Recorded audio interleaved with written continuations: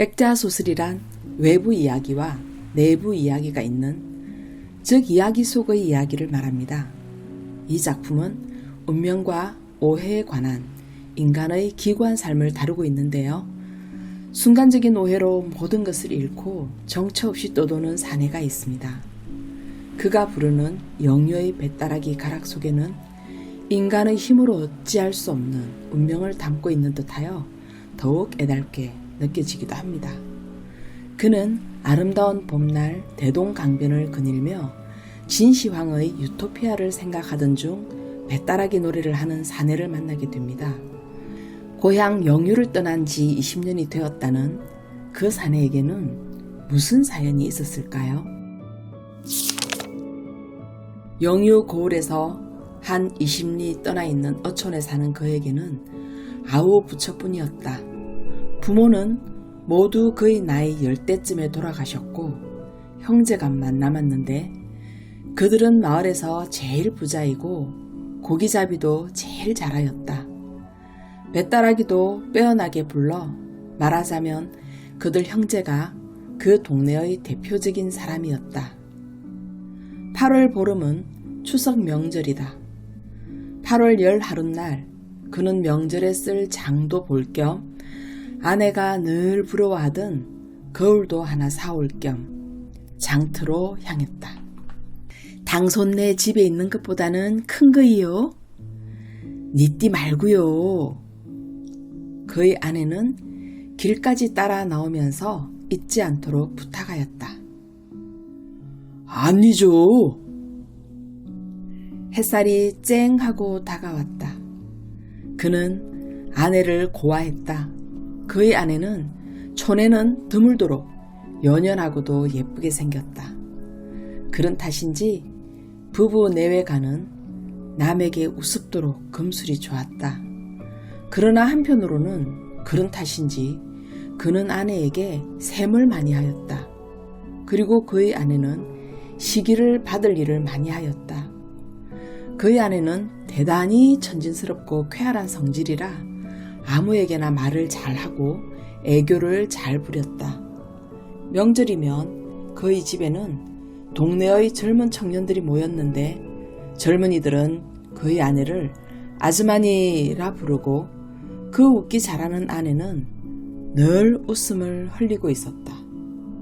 그들이 가고 나면 그는 불문곡직하고 아내에게 달려들어 발길로 차고 때리며 이전에 사다 주었던 것들을 모두 걷어올린다.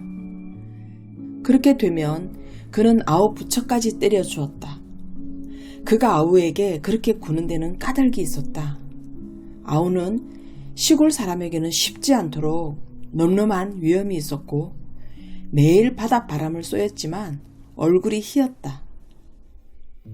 이것만으로도 아우를 시기할 만하지만 특별히 아내가 그의 아우에게 친절히 하는 데는 속이 끓어 못 견딜 지경이었다.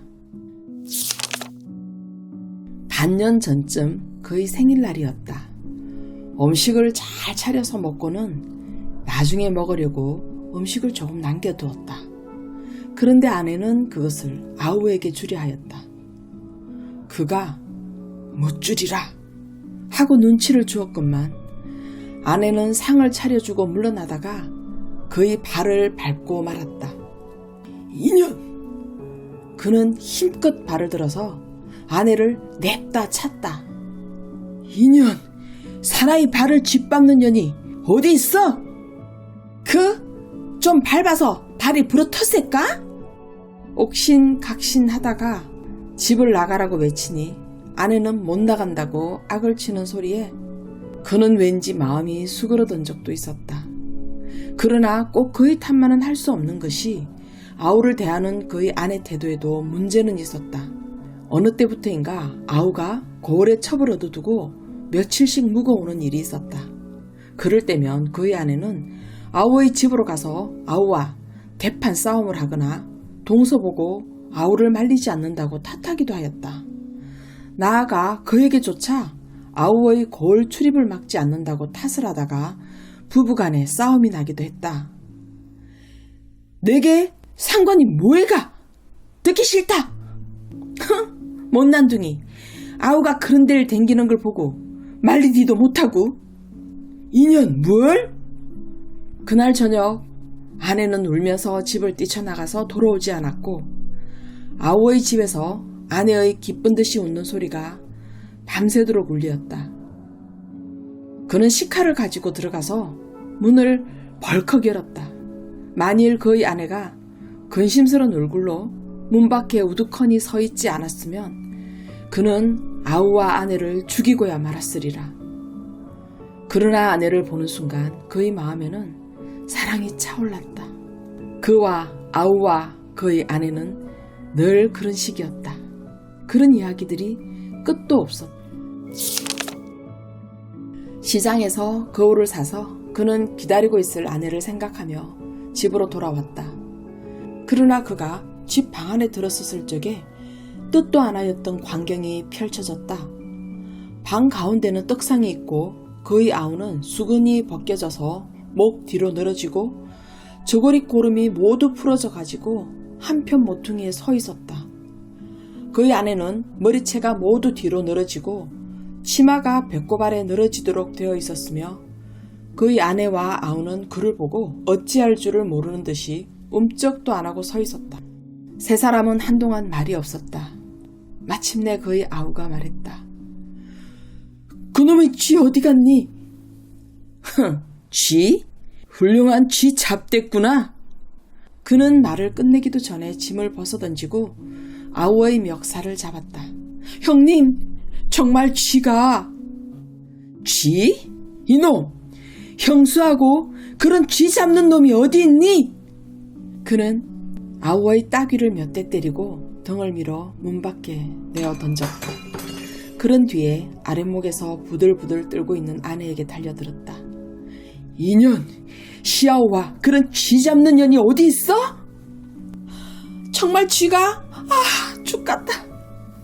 그는 실컷 때린 뒤에 아내도 아우처럼 등을 밀어 쫓았다. 분풀이는 실컷 하였지만 잠옷 마음속이 편치 못하였다.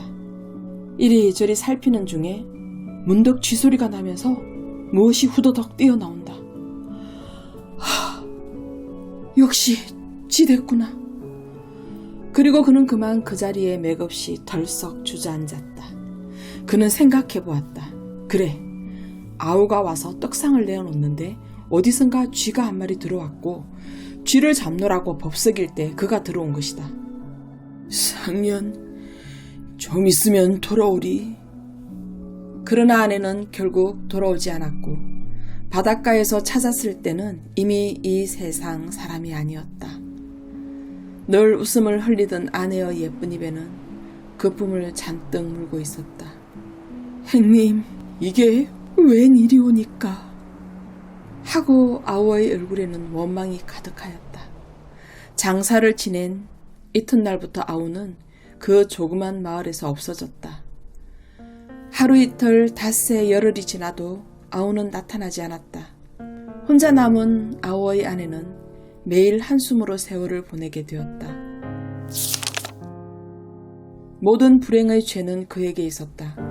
그때부터 그는 아우를 찾아서 길을 나섰다. 가는 곳마다 아우의 소식을 물었으나 알 길이 없었다. 그러다가 9년 전 가을 안개 낀 바다를 가던 배가 난파하여 정신을 잃고 물 위를 떠돌았다. 그때 호련히 그의 아우가 나타났다.